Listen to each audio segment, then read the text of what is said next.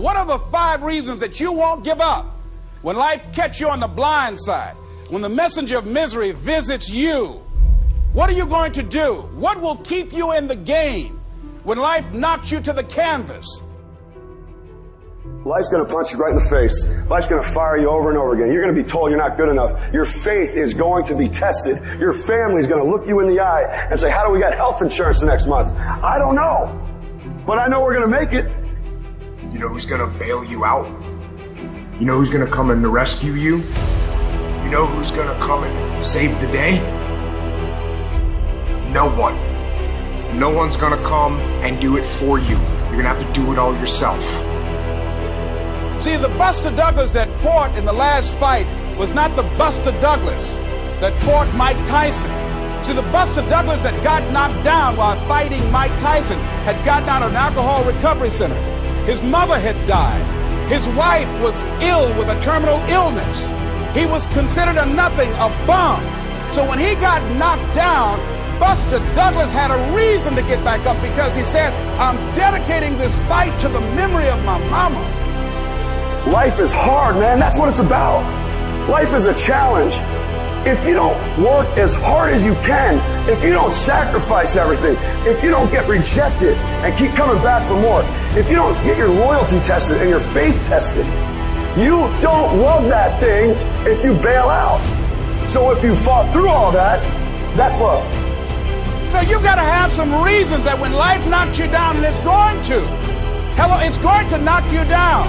When people disappoint you, and that's going to happen. When they betray you, and that's going to happen. When they lie to you, and that's going to happen. When they say, oh, you can count on me, and they won't show up, and that's going to happen. When you want to throw in the towel and give up yourself, and that's going to happen. When life collapses on you and catch you on the blind side, what reason can you remember that you can call on, that you can reach on, that can make you get back up? Find that reason. Because when life had knocked me down, I said, life, I'm doing this because I want to make my mama proud of me. I'm doing this because I want my children to have a better life than what I have. I'm doing this because all my life I've been told I'd be a loser, that I wouldn't make it. I'm doing this to make them a lie. I believe like Frank Sinatra, he said the best revenge in life is massive success. I'm doing this so I can become massively successful. And with that kind of courage, with that kind of affirmation and reason to empower me, I got a saying that when life knocks you down, try and land on your back, because if you can look up, you can get up.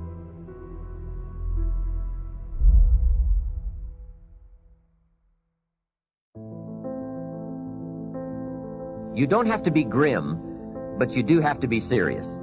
Hey, everybody hopes things will get better, but remember, the future does not get better by hope.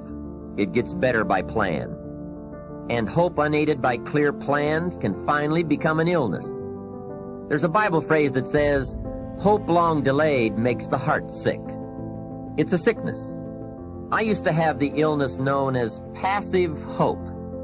It's bad. And there's one that is even worse, and that is called happy hope. That is really bad. The man is 50, and he's broke, and he's still smiling. That's bad. So get serious. Make plans. Put them on paper.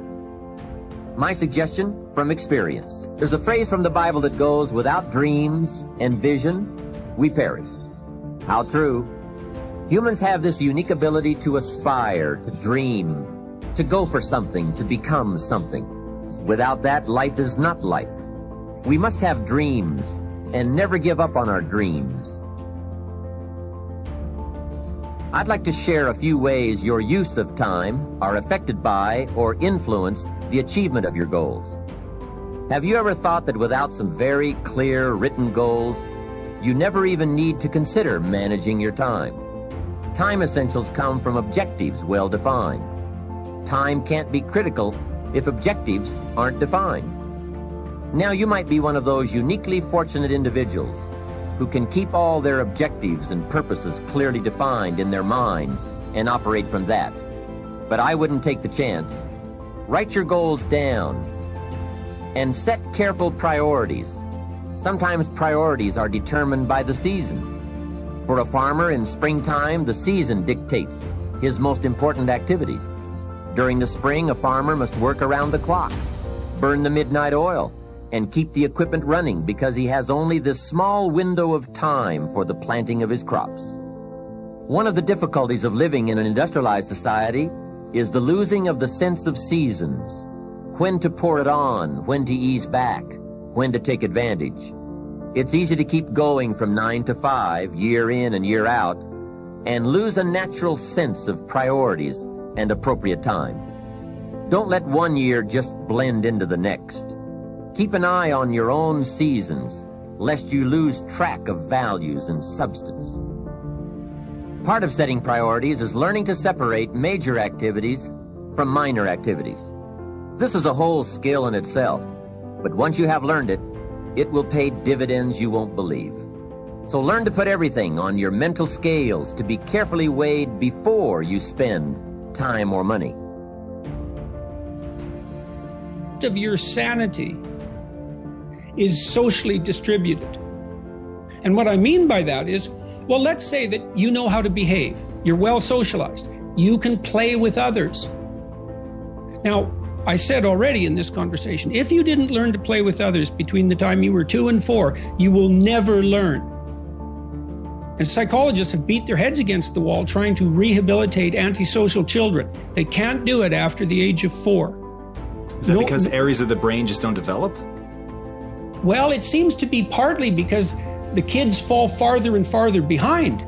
So let's say you make the leap from egocentric dependence on your mother at 2 and 3 to immersion in a peer group.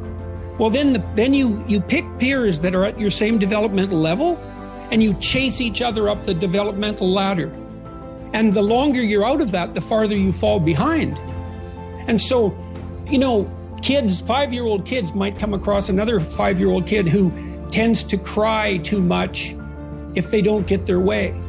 And they'll say, we don't want to play with the baby. And what they're saying is, we have to find someone who's at our developmental level, shares our developmental horizon, so that we can mutually scaffold our further development. Now, they're not going to say that, obviously, but that's the situation. And kids test each other out when they first meet. So do adults. Game. Can you play? Are you playing at the same level as me? I'm playing my game at the level that will further my development. Can you play along with me? If not, well, maybe you're lower in status and I can pull you up as a mentor. Maybe you're higher in status and I can learn from you. But if you're a peer, we can play together. Anyways, if you're acceptable to your peers and you behave well, they'll accept you. And then they tell you all the time if you're acting appropriately. You know, if your jokes are funny, if you're dominating the conversation, if you're bringing something of value to the table. And all you have to do is pay attention to the social cues, and you'll keep yourself regulated. And at the end of the day, you're going to get what you focus on. They're both true. This is both the most amazing time that's ever happened, ever in recorded history. And yet real things that are terrifying are also happening. But where you put your energy, where you put your attention, where you put your focus, is going to determine what you see. And that is the most fascinating and the most important thing you have to understand about the way that your mind works. You get what you focus on. If you focus on the things that are bad, they will become real. They will become exaggerated. They will begin to monopolize your thoughts. You'll see them everywhere. It's called the reticular activating system. Your mind is literally designed to pay attention to the things that you notice. Once you notice a certain car, you see it everywhere. Once you notice a certain dog, you see it everywhere. Once you hear a certain name for the first time, suddenly you realize that that name has been all around you this entire time. But now that you're focusing on it, now that you're looking for it, it is everywhere. So whatever you look for, it's going to be everywhere. If you look for the negative, it'll be there. But if you look for the positive, it will overwhelm you. When you manage something, you do so to keep it going. Well, you don't need to keep time going. You don't even need to watch it. You can be completely unaware of it. You can go to sleep. Doesn't matter. Time just continually moves. Doesn't need you. It doesn't need me.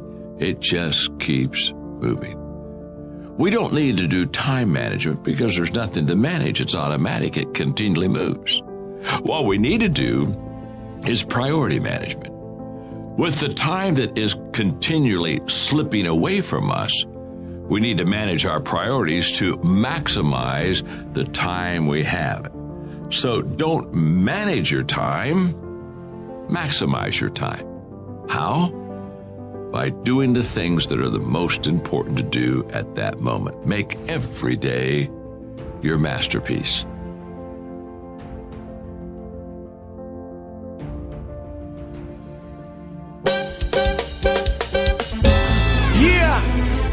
I'm Rosary Mike. Promotional copy. Caché Royal. Tagal. Tuturin ko ng style. Anto amiting dimi. Bono mister da manera mi. I ami no manera abo. Viva manevo ta sinti dushi. Sinti dushi viva pa. Asombra pi.